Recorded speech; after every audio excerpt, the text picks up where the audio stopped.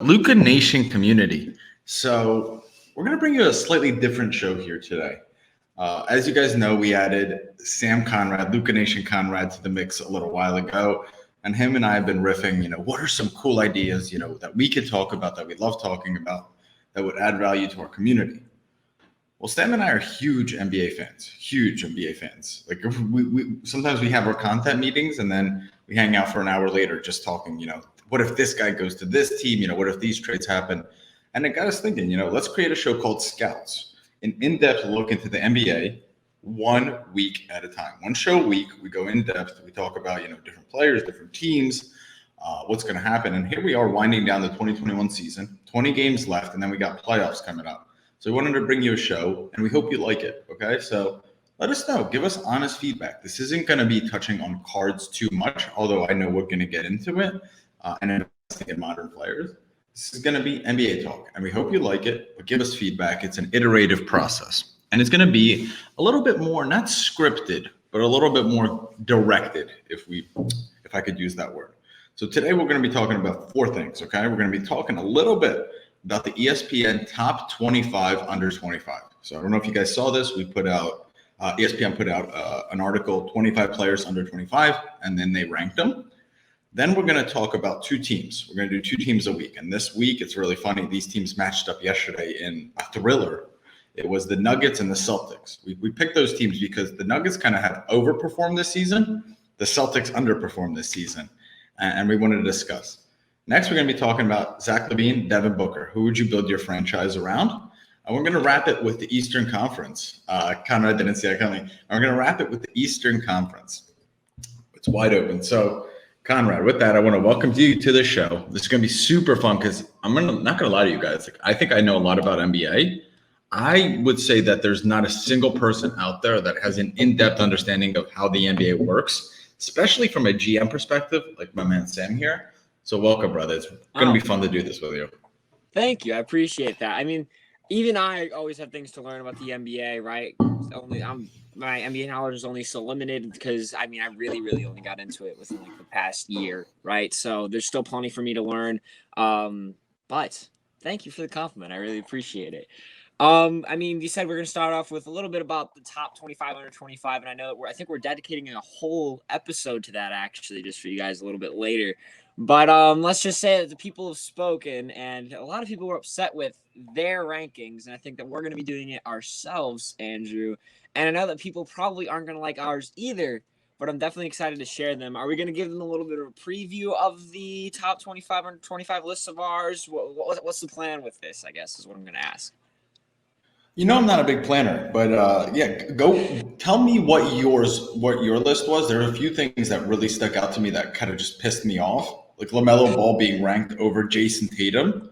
Okay. That's interesting. That's super interesting. But tell me this was your topic when we talked about doing a show, what topics should we start for our pilot episode? This was the number one. So, you don't even have to go into detail why or who you would have chosen in different positions, but why did you want to talk about this?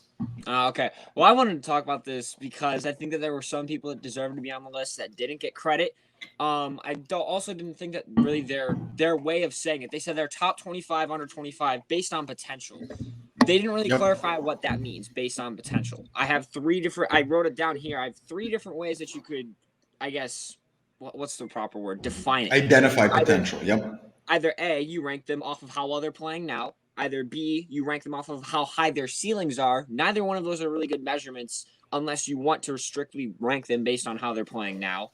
Or C, you can rank them off of how you think they will rank all time in NBA all-time standings. So this is also a little bit of a factor by a team standpoint. If you're on a very good team in the future, super young, got a lot of young pieces, really nice core, you might be higher on this list than you deserve to be, or at least higher than your talent would have you put up there, if that makes any sense, right?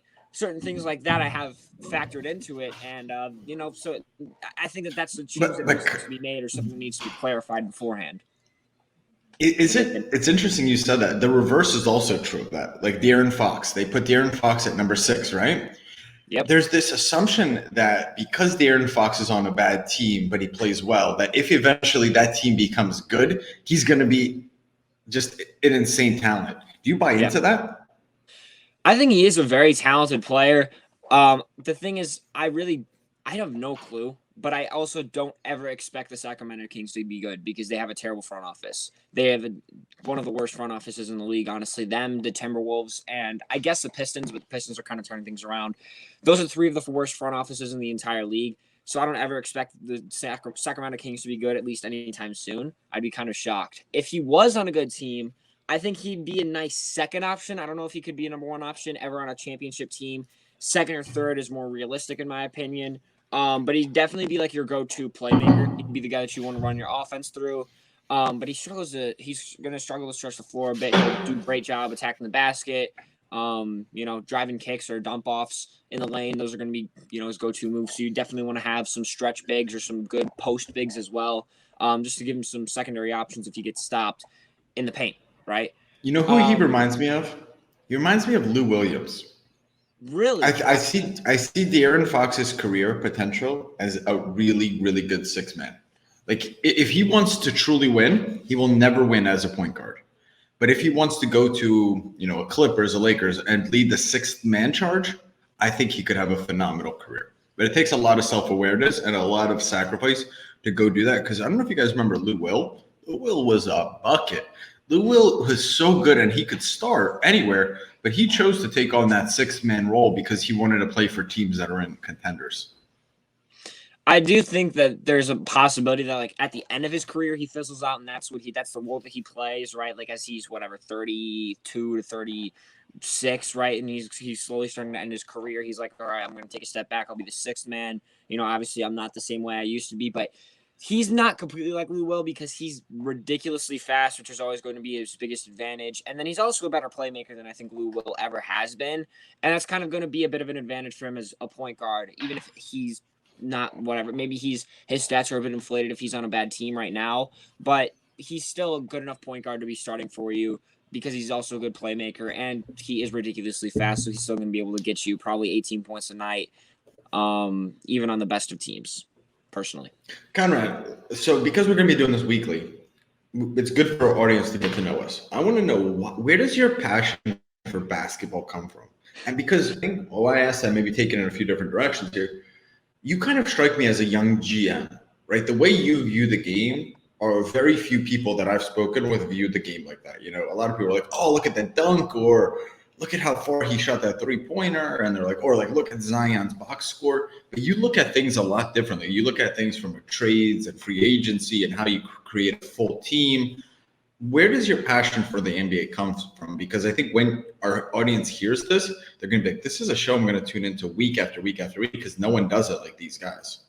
Yeah. Overall, I don't really know how to explain it. Like if you want to talk about like where my love for the NBA and basketball first came from, I really couldn't tell you, but like I love playing basketball on my own, even if I don't get to play like on a team, because I never made the team in middle school, unfortunately, and I don't have the time anymore in high school, which kind of annoys me. But you know what? We all have our weaknesses, I guess, right? But I love basketball, just playing it on my own, right? It's an absolute blast, and over time, that kind of just led me to start to fall in love more with the NBA because I was playing basketball more on my own, even though it wasn't like one of my first sports that I ever played.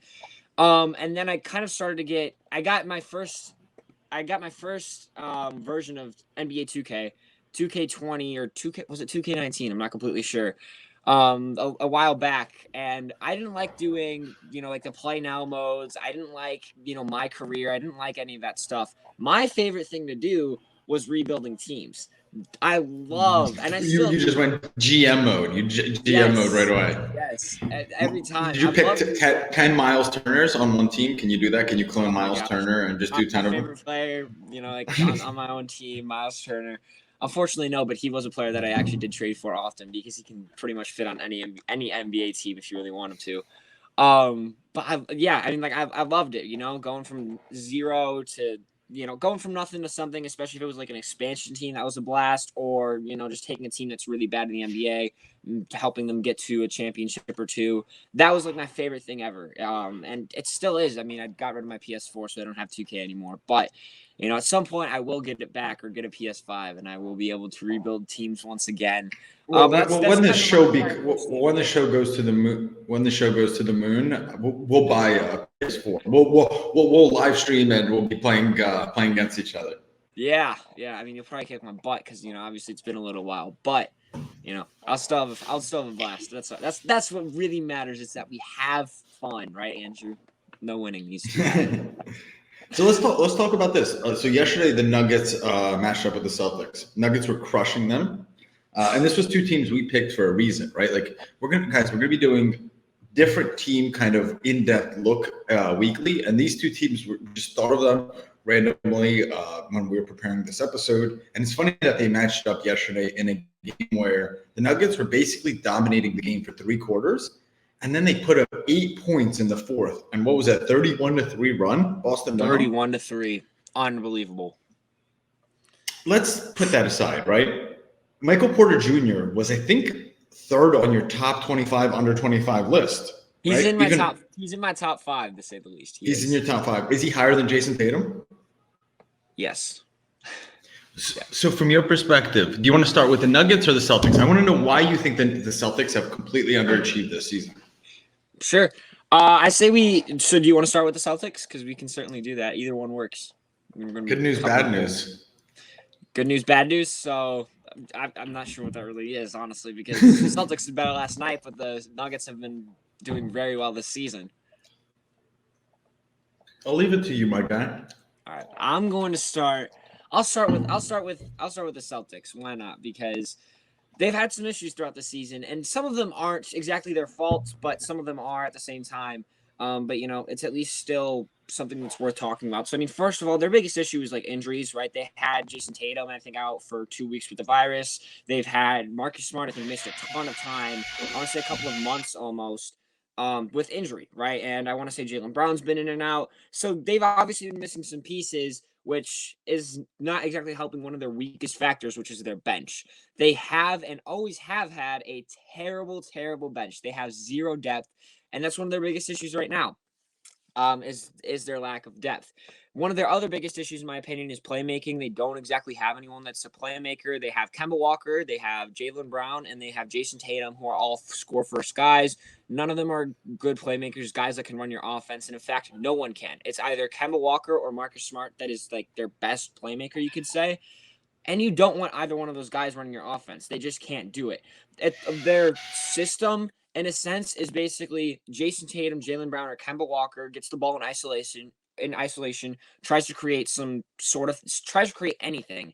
And then the rest of the guys just stand on the perimeter. There's absolutely almost no off-ball movement, it seems. And if they can't create their own shot, then they try to kick it out to someone else, and then they try to create their own shot in isolation. And that's not a system that you want to be running. I think that's a big factor as far as why they're kind of a disappointment this season. Now, they're only one game away from the 4th seed. They're currently, I think, the 7th seed. They're only one game away from the 4th seed. So, I mean, obviously they could be doing worse. And it won't take a lot for them to, get to that 4th seeded spot. But we still expect them to be better, especially considering how long they've been in like 7th, 8th seed, 9th seed positions, especially with their expectations coming. But it begs the question, Sam, though, like, regardless if they finish in the 8th seed or the 4th seed, because it's so tight right there, and we'll talk about the Eastern Conference in a second. Is Jason Tatum, Kemba Walker, and Jaylen Brown enough to win in the NBA? Well, are those guys like... Are they two superstars? Like, because you kind of need two superstars to win, or a really deep team. Like Miami Heat, they don't really have a superstar. Bam is on the verge of that. We could talk about that later. That's going to be a fun team to break down.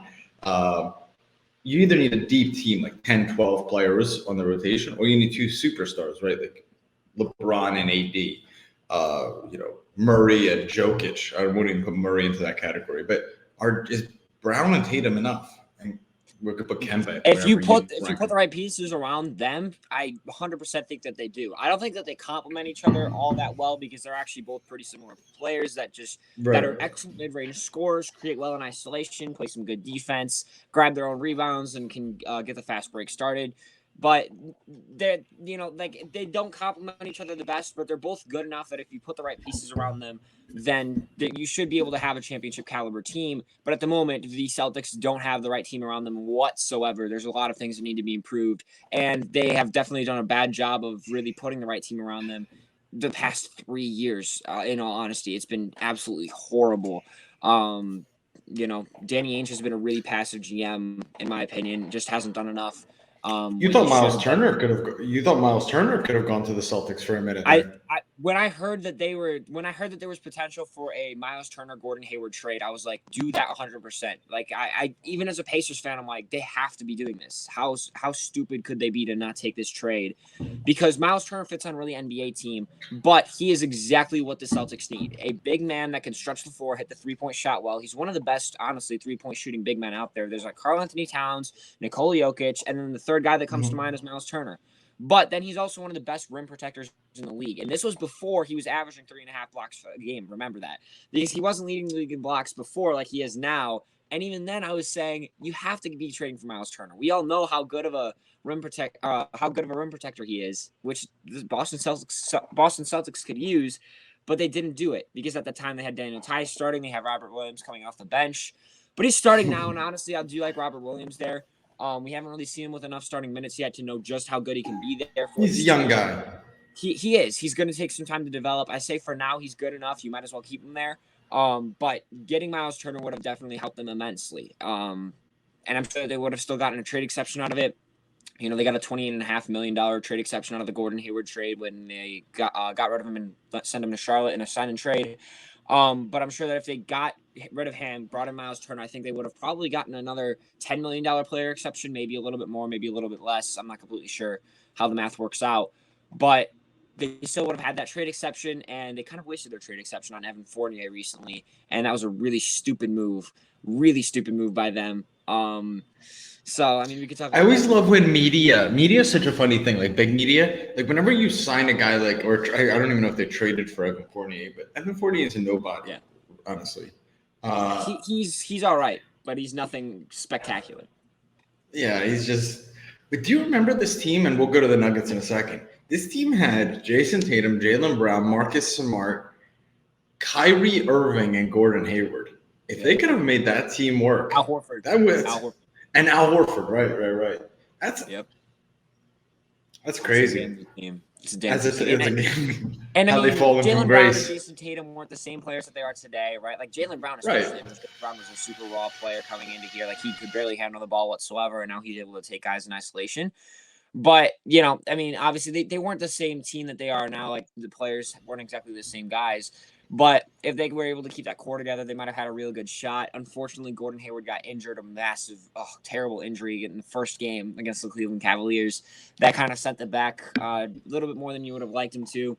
And, I mean, ultimately, I still don't think that team would have worked because it's similar to the team now. They have a better playmaker and a better guy to run their offense than Kyrie Irving, but there's just a lot of shot guys, right? Yeah. There wasn't a lot of guys that would create in isolation and try to create their own shot.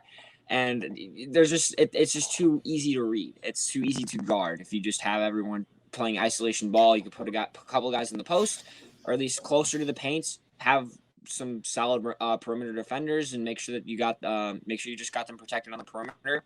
If they blow by you, then you have their guys in the post to come in and at least contest the shot.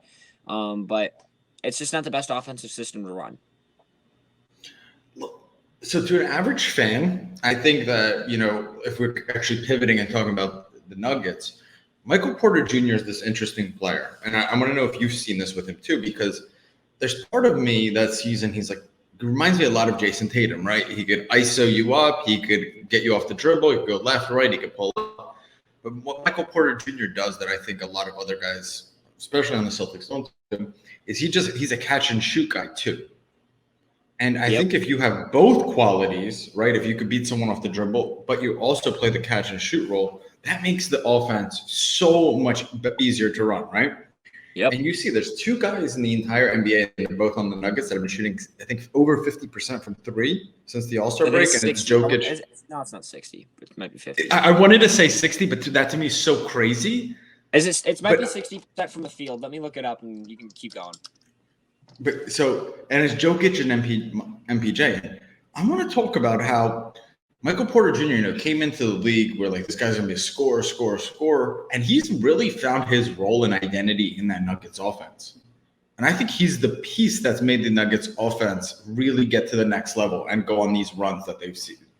And by the way, they're still only fourth in the West, which is crazy. Shows how competitive the West is. But yeah, let's switch gears, talk about the Nuggets a little bit because they're an interesting team, especially after that Aaron Gordon trade. Yeah.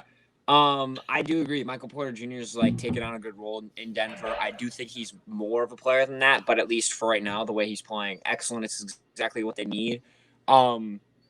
Yeah, I mean, I agree with you 100%. There's a real discussion to be said about the Denver Nuggets offense because I think that they could have a better offense than the Brooklyn Nets do, and that's saying something. In all honesty, I mean, Jokic is one of the. He's saying this after they just put up an 8-point performance last night, too, guys. Yeah.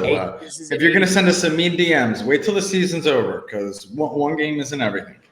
Now, by best offense, I'm not talking about offensive rating or something like that, offensive efficiency. I think that they might have the most dynamic and hardest to guard offense in the league because, you have three superstars in James Harden, Kyrie Irving, and Kevin Durant, although we haven't seen them play together in all honesty, right? So it's kind of difficult to judge.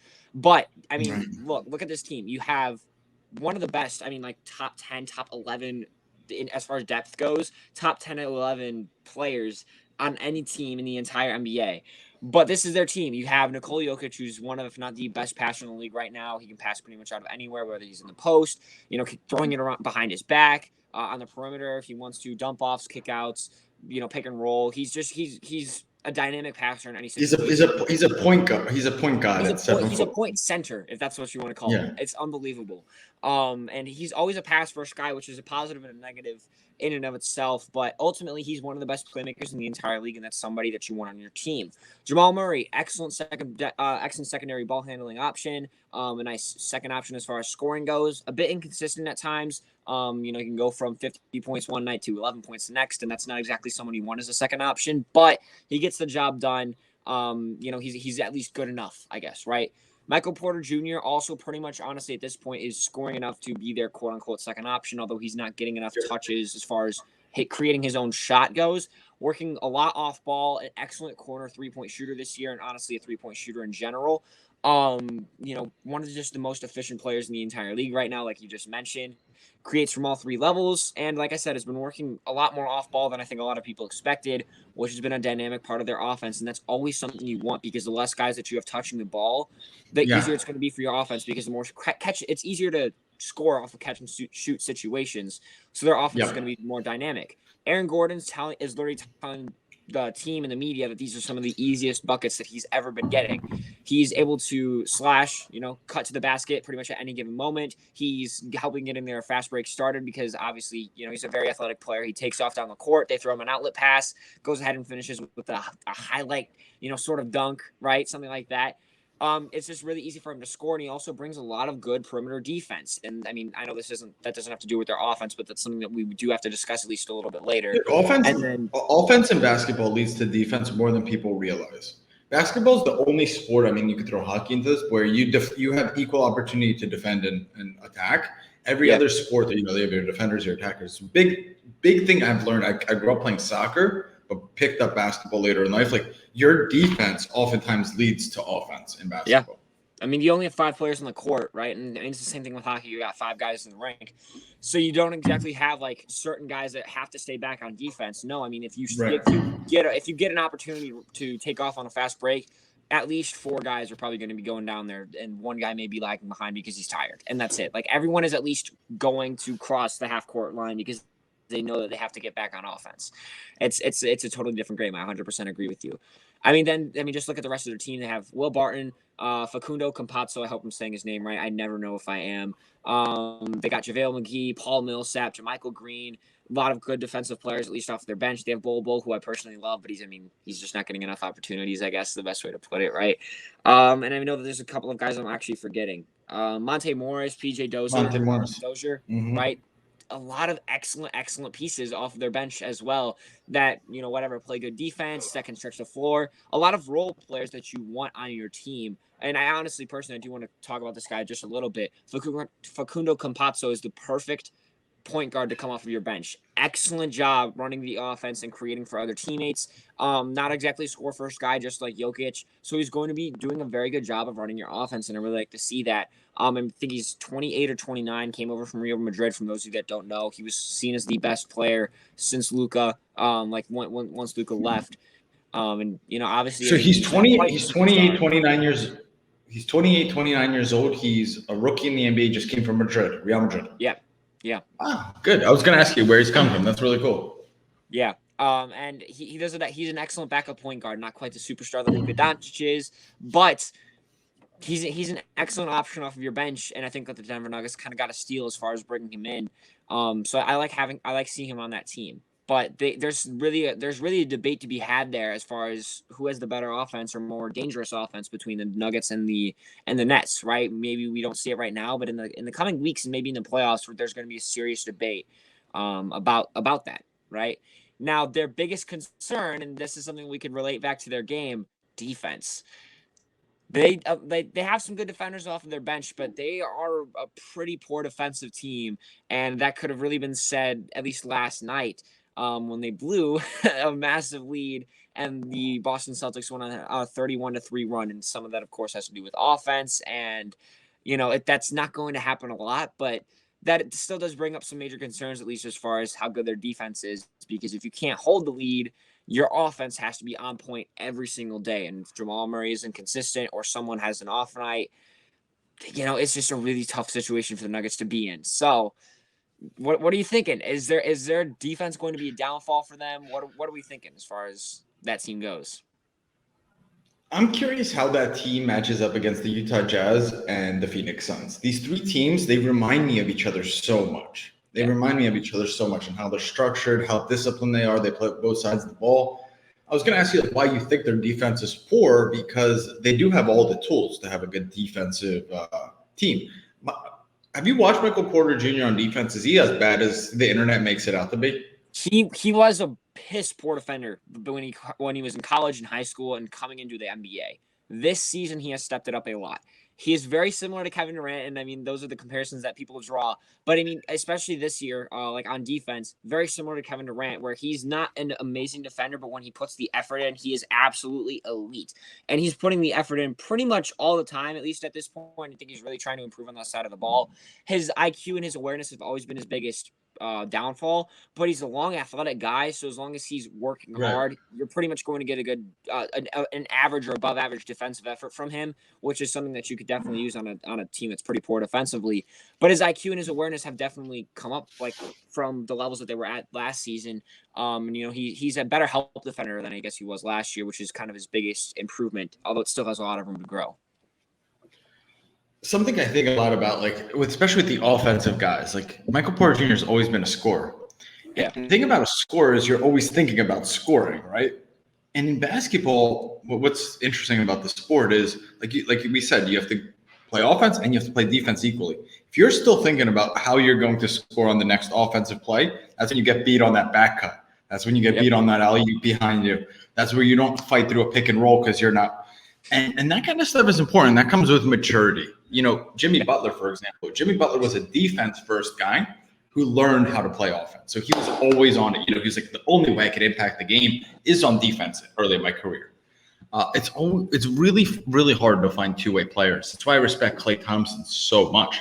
The guy is tuned in on offense and he's tuned in on defense. Every single play, 40 minutes of a game, which is super, super cool. Let's move to Levine versus Booker. This is going to be fun because I'm a big Booker fan. You're a Zach Levine fan for some reason. I'm honestly not even a Levine fan. I just think that he's better than Devin Booker.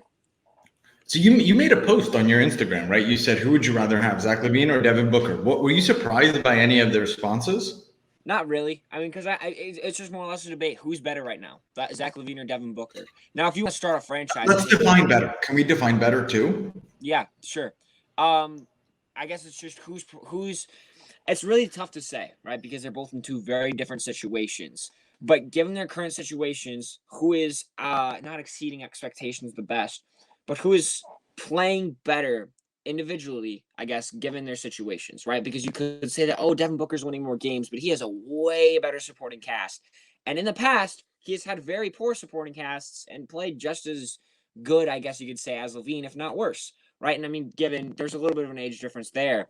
But if we're strictly talking about this season, who has performed, I don't know how to say it, not necessarily statistically better, but I guess who is more dangerous, who's harder to guard, who's done more with less. Yes, I guess is the best way to put it, or who's done more given their role and given their current situation. I don't really know how other way to put it. It's hard to define. It's these guys, they're both shooting guards, right? Devin Booker's game reminds me a lot of Kobe.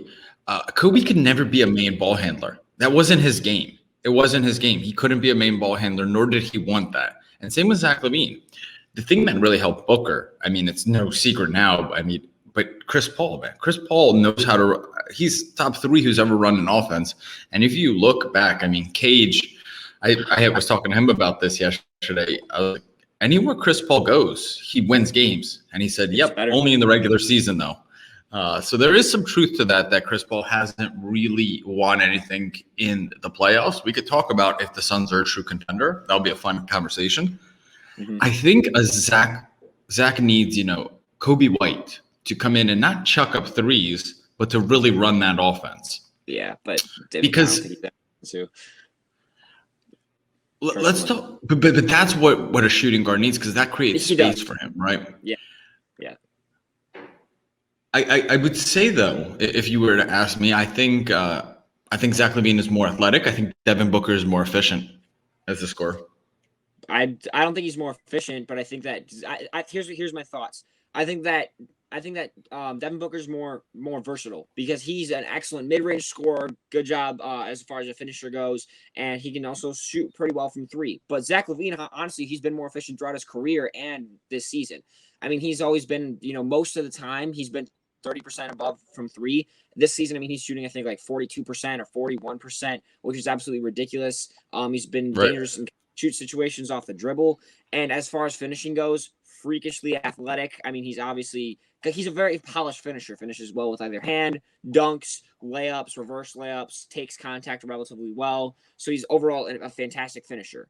Right. So while he's not as versatile, I think he's honestly more dangerous because he's so efficient at what he does. And as far as athleticism goes, he's also freakishly fast, which makes him even harder to guard. Although I do say that Devin Booker is a much craftier ball handler and is more creative with his ability to create space for himself. And Zach Levine kind of has like a Kevin Durant, Michael Porter Jr. body too, right? He's a little bit longer than he's nowhere near as tall, nowhere near, but he does have length to him, at least as far as how tall he is. He's got some length to him that you wouldn't really expect. Yeah.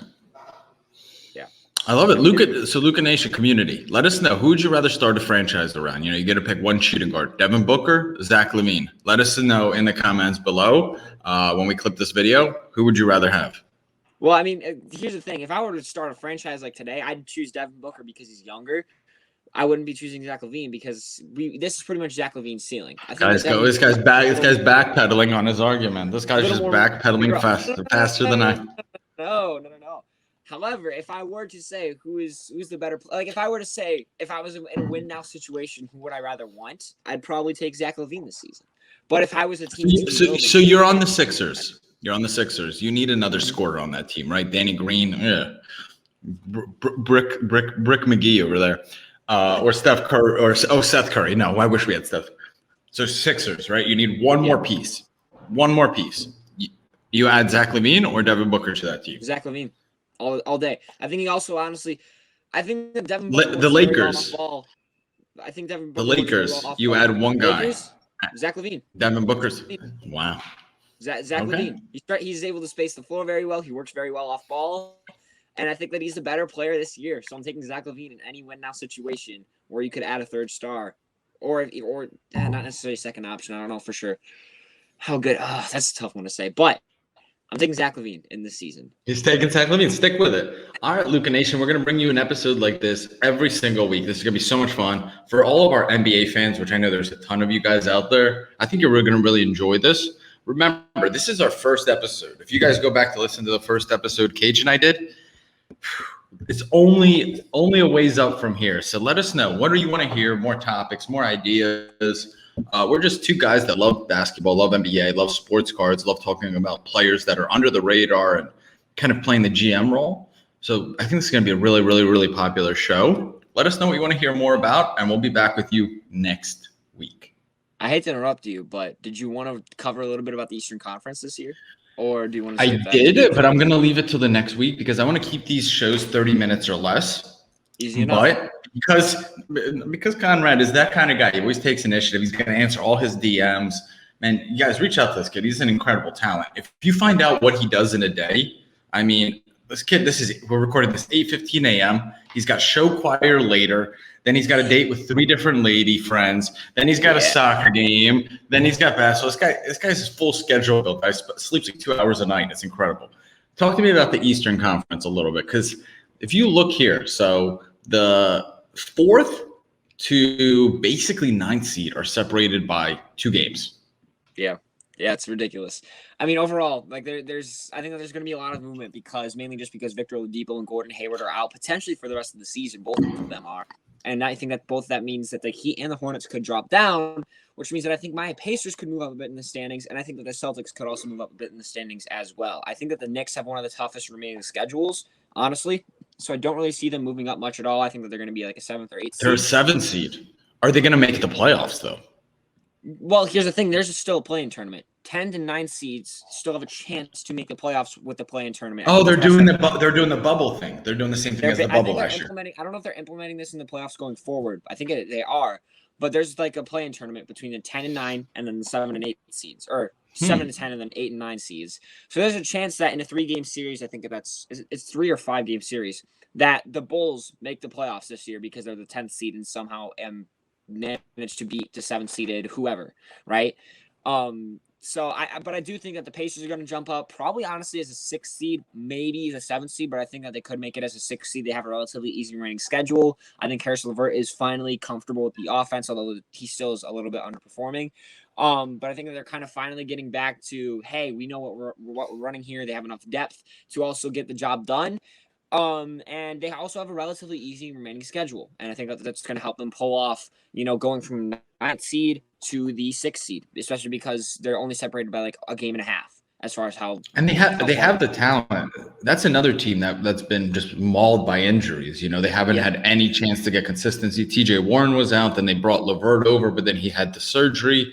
Yep. Sabonis just was injured for a few games, came back. So, Brogdon was injured. I think that team, I mean, it's a veteran team. That's a veteran team. I would never bet against a veteran team this late in the season. Because, guys, remember something. People forget this. And this didn't happen last year because it was a shortened season. Rookies fall off in the second half of an NBA year. The reason why is that in college you play 30 games a season. If you're Gonzaga, you play 35, okay? But in the NBA, you play 82 games, 48 minutes. And the length of a season really catches up to first and even sometimes second-year guys because they're not used to all those games where veterans have been there. They've done it. And that's something to look out for. A lot of people don't realize that. Love you, Luka Nation. Yeah. We'll be back next week.